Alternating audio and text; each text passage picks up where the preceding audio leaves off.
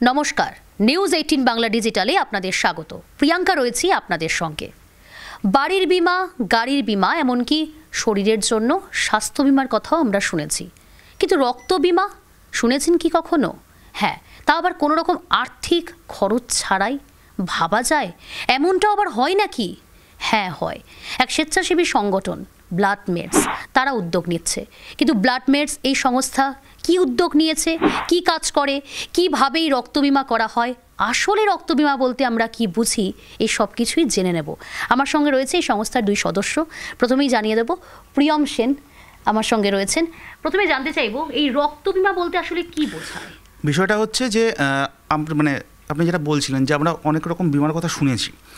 আমার সংগঠন বিগত 12-13 বছর ধরে ব্লাড ডোনেশন মুভমেন্ট নিয়ে কাজ করছে। তো সেক্ষেত্রে আমরা যেটা দেখেছি যে একবার যারা ডোনেট করছেন, তারপরেও যখন তাদের বা তাদের ফ্যামিলির কোনো মেম্বারের ব্লাডের দরকার পড়ছে, বহু হসপিটাল সেই ব্লাড কার্ডটা নিতে অস্বীকার করে। এবং নট অনলি অস্বীকার করে, বা ধরুন বহু ব্লাড ব্যাংকের ক্ষেত্রে যেটা দেখা যায় যে বলা হয় যে স্টকের ব্লাড থাকা সত্ত্বেও যে ডোনার নিয়ে আসুন, না হলে ব্লাড দেবো না। তো আমরা যেটা করার চেষ্টা করছি যে সেটা হচ্ছে যারা আমাদের হয়ে ব্লাড ডোনেট করবেন বা আমাদের সঙ্গে রক্তদান শিবিরের যারা আয়োজন করবেন, তাদের যখন দরকার লাগবে তাদের পাল্টা একটা ডোনার সাপোর্ট দেওয়া, এই ব্যাপারটাই হচ্ছে রক্ত বিমা। আচ্ছা, এই বিমা নিতে গেলে কি কি শর্ত মোটামুটি পূরণ করতে হয়, কি কি শর্ত থাকে? শর্ত একটাই, সেটা হচ্ছে যে সারা বছরে অন্তত একবার একটা রক্তদান শিবির আমাদের সাথে করতে হবে। এইটুকুই শর্ত। বছরে একবার রক্তদান শিবির আপনাদের সঙ্গেই একই সঙ্গে উদ্যোগ নিয়ে আয়োজন করতে হবে, বছরে একবার হলেও হবে। আচ্ছা, রক্ত বিমা এবং সাধারণ স্বাস্থ্য বিমার মধ্যে পার্থক্যটা কি? দেখুন, স্বাস্থ্য বিমার ক্ষেত্রে আপনি যে সংগঠন থেকেই করুন না কেন, আপনাকে সেখানে একটা ফিনান্সিয়াল একটা এক্সচেঞ্জ থাকে, কিন্তু রক্ত বিমার ক্ষেত্রে সেটা নেই। একেবারেই বিনা খরচে বা বিনা পয়সায় এই সুবিধাটা নেওয়া যেতে পারে।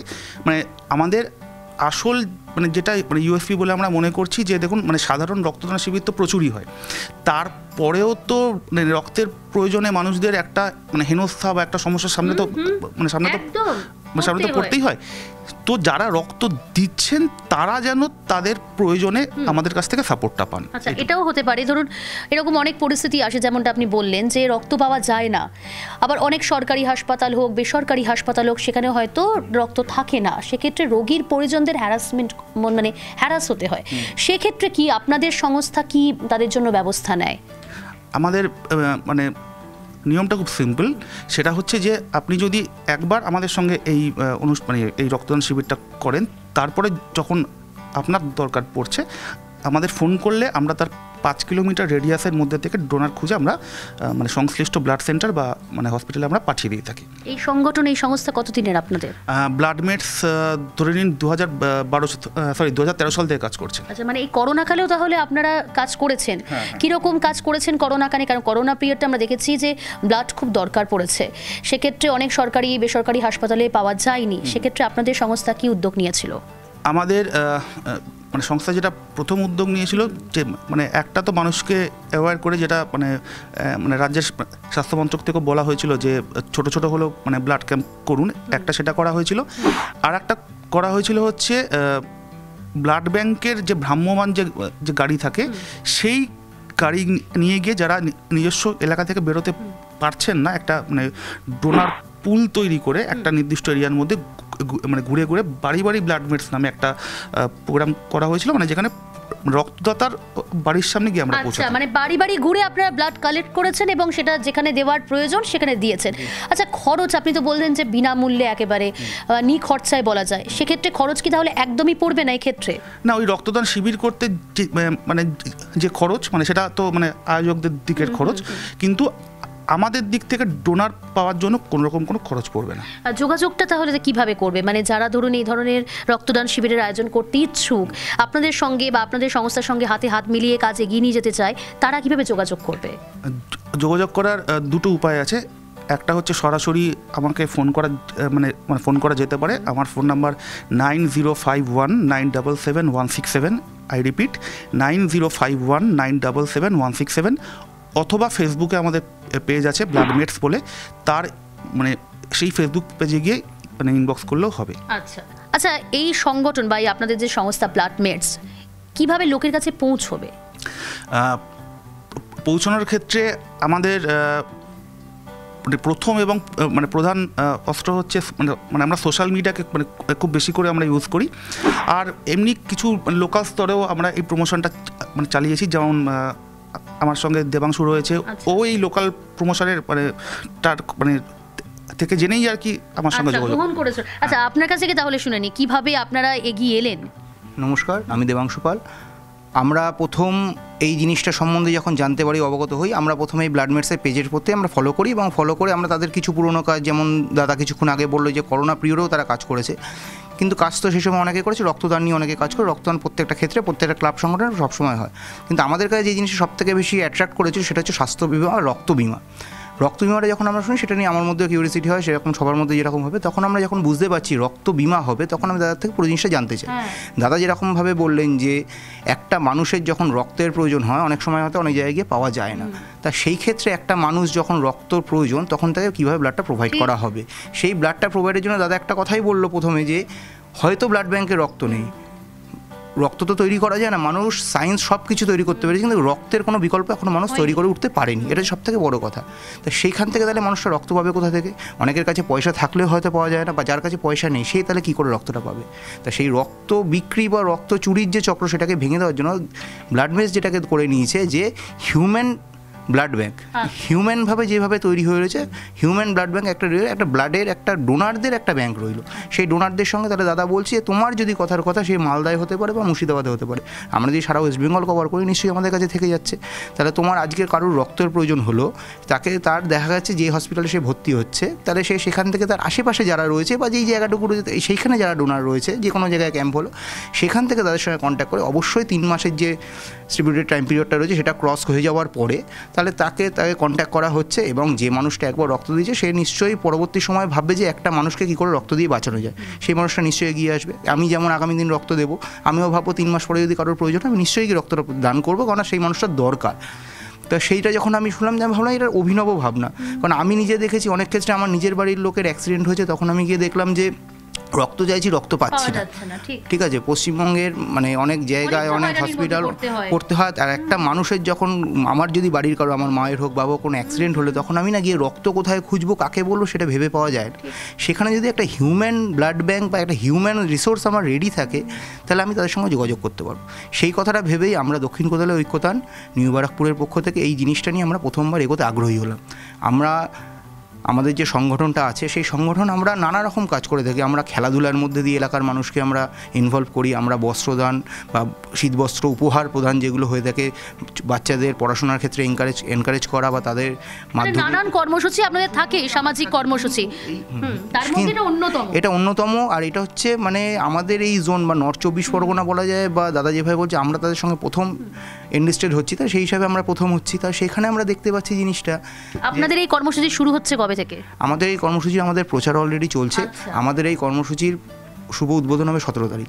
আমরা 17 তারিখে রক্তদান শিবির করছি, এবং এই রক্তদান শিবিরে করার জন্য যথেষ্ট এলাকার সমস্ত গুণী ব্যক্তি যারা আছেন তারা আমাদেরকে সহযোগিতার হাত বাড়িয়েছেন, তারা প্রেজেন্ট থাকবেন বলেছেন, আমাদেরকে আশীর্বাদ করবেন বলেছেন, যাতে আমরা আরও এগিয়ে যেতে পারি। নিঃসন্দেহে প্রত্যেকেই পাশে থাকবে, কারণ দারুণ একটা উদ্যোগ তারা নিয়েছেন, এই ক্লাব, এই সংগঠন দারুণ উদ্যোগ নিয়েছে। আমি আবারও আপনার কাছে আসবো, ধরুন আমার রক্ত লাগবে, আমি আপনার কাছে কিভাবে উপকৃত হব? প্রথম কথা হচ্ছে আপনাকে লাস্ট 1 বছরের মধ্যে, মানে আমাদের যেটা নিয়ম, যে লাস্ট 1 বছরের মধ্যে অন্তত একবার ব্লাডমেটসের হয়ে আপনাকে মানে ব্লাড ডোনেট করতে হবে।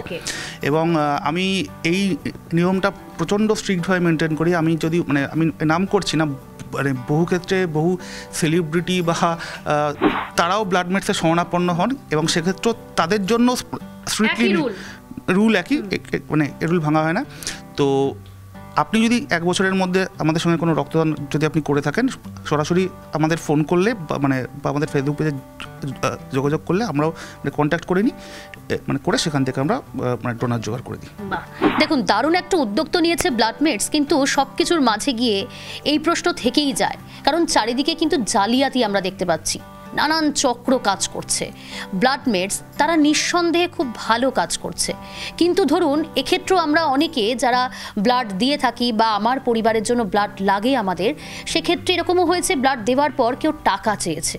তো এই জালিয়াতি চক্র বা জালিয়াতিটা রোখে কিভাবে ব্লাড মেটস এই সংস্থা, সেটা একটু জানার চেষ্টা করো। ধরুন এটা তো হয়, ব্লাড দেবার পর কেউ টাকা চাইলো, হয়তো আপনারই পরিচিত, আপনি হয়তো জানতে পারলেন না, সেক্ষেত্রে কিভাবে রোখেন বা জানতে পারেন? প্রথম কথা হচ্ছে, আমাদের সঙ্গে যখন আমরা কাউকে ব্লাড ডোনেট করতে পাঠাই, তার একটা ব্যাকগ্রাউন্ড ভেরিফিকেশন হয় যে এ কতবার আমাদের হয়ে এর আগে মানে ব্লাড দিয়েছে ইত্যাদি প্রভৃতি।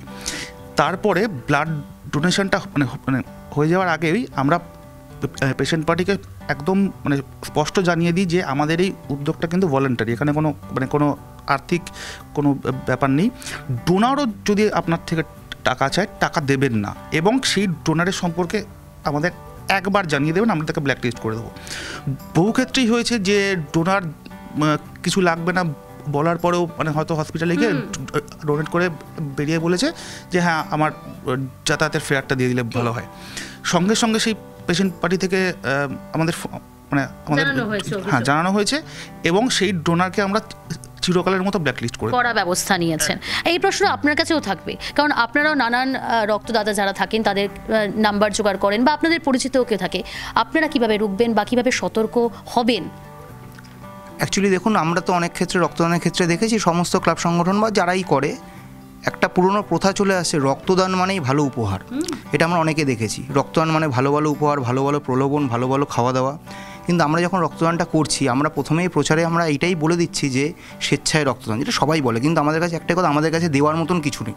কারণ আমরা যেটুকু আমাদের সংগঠনটাকে যেটুখানি প্রোভাইড করছি, ফ্যানটা লাগাতে হোক বা লাইটটা লাগাতে হোক, আমরা যারা সংগঠনের মেম্বারটা রয়েছি তারা কিন্তু আমাদের নিজেদের যে পরিশ্রম, আমাদের যে সোর্স অফ ইনকাম, আমাদের যে চাকরি বাবদ আমাদের যে টাকা, আমরা সেইটুকু টাকা আমরা কিন্তু ডোনেট করে সে টাকা আমরা ব্যালেন্স শিটটা মেনটেন করছি। সুতরাং কাউকে যে কোনো কিছু মানে গিফটের প্রলোভন দিয়ে নিয়ে আসা সেক্ষেত্রে সেখানে থাকছে না। তাহলে একটা জিনিস বুঝতে হবে, কোনো মানুষ যদি প্রথম দিন যখন সে রক্তটা দিচ্ছে, সে প্রথম দিন কিছুই পাচ্ছে না, হয়তো এক গ্লাস গ্লুকন ডি আর সঙ্গে নেসেসারি যেগুলো ফুড প্রোডাকশন যেগুলো দেওয়ার প্রয়োজন থাকে রক্ত দেওয়ার পরে বা আগে, সেগুলো আমরা প্রোভাইড করছি। একটা মানুষ যখন প্রথমেই দেখছে এদের কাছে কিছু নেই, জিরো, আর এরা সব কিছু জেনে আসছে, তাহলে সে তো আগামী দিনে যে তার টাকা পাওয়ার যে একটা আশা মনের মধ্যে বা উপহার পাওয়ার যে আশা, সেটা কিন্তু আমরা প্রথমেই তাদের বুঝিয়ে দিচ্ছি আমরা এটার মধ্যে যেতে পারবো না বা আমরা চাই না। হ্যাঁ, আর আমরা এই চক্রটা মানে এই যে একটা মিথ চলে আসছে যে রক্ত দিলে বিভিন্ন রকমের উপহার, নানা রকমের খাওয়া দাওয়ার প্রলোভন, অনেক রকমের টাকা পয়সা বা এরকম, সেটা আমরা দেখে এসেছি। এবং এই ক্ষেত্রে দেখা যায় কি, ধরুন এমন একটা লোক পয়সার জন্য রক্ত দিচ্ছে, সে হয়তো ফিজিক্যালি আনফিট, সে হয়তো সমাজের মূল স্তর থেকে অনেক আগে হারিয়ে গেছে।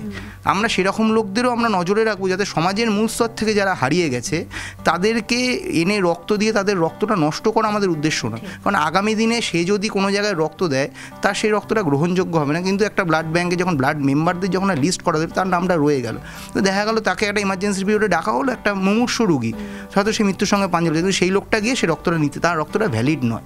তো সেই ক্ষেত্রে তো আমরা তার রক্তটা সুযোগ রকম আমরা ওনারা যেমন একটা ব্যাকগ্রাউন্ড ভেরিফিকেশন করছে, আমরাও সব কিছু যাচাই করে নেন, খুব স্বাভাবিক ব্যাপার এটা। দেখুন তার মাঝেও কিন্তু এই নানান ধরনের খবর, নানান ধরনের জালিয়াতির খবর সামনে আসে, এই ধরনের চক্র কাজ করে। তবে হ্যাঁ, রক্তদান মানে তো জীবনদান, আমরা প্রত্যেকে জানি। রক্ত দেওয়া অত্যন্ত ভালো, এবং যারা পারছেন না বা যাদের খুব নিড, যাদের প্রয়োজন রক্ত, তাদের হয়তো আর চিন্তা নেই। এই ব্লাড মেটস, এই স্বেচ্ছাসেবী সংগঠন, তারা খুব ভালো একটা উদ্যোগ নিয়েছে, দারুণ উদ্যোগ। আপনারা একেবারে বিনামূল্যে রক্ত পাবেন, যোগাযোগ করতে হবে, যোগাযোগ নাম্বার আগেই বলেছেন ওই সংগঠনের সদস্য। তো পাশাপাশি জানিয়ে রাখবো, সোশ্যাল মিডিয়া পেজে তাদের পাওয়া যাবে ব্লাড মেটস এই নামে। তাই আর দেরি নয়, অবশ্যই যাদের প্রয়োজন তারা যোগাযোগ করুন। অনেক অনেক ধন্যবাদ দুজনকেই।